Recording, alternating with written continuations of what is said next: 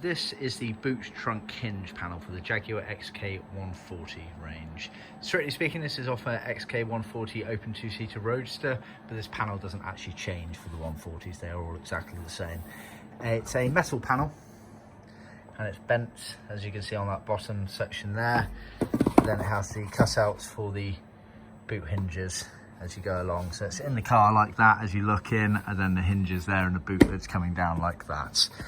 This has been trimmed in leather, which isn't original. It was originally in a vinyl or leathercloth material. We've done this in leather in dark blue, and it's out of our smooth finish. Grained also available for most colours. See our website for details. And as we have a skiving machine, leather skiving, thinning machine in our factory, we have skived this down, which does make for an easier finish around these tricky curves, etc. Standardly, as part of our trim kit, we supply a retrim kit for this, meaning that it is material cut to shape for allowing you to retrim your original panel.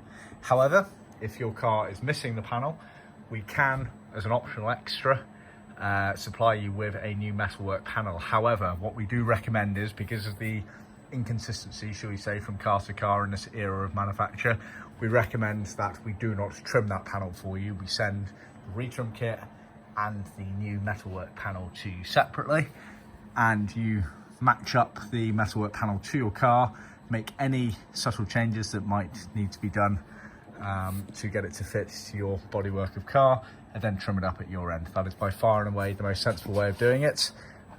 We have been doing this a long time, and we know that these cars were inconsistently made. So there's certain parts of the cars where we just recommend taking a bit of caution as you're doing it. See our website for more details.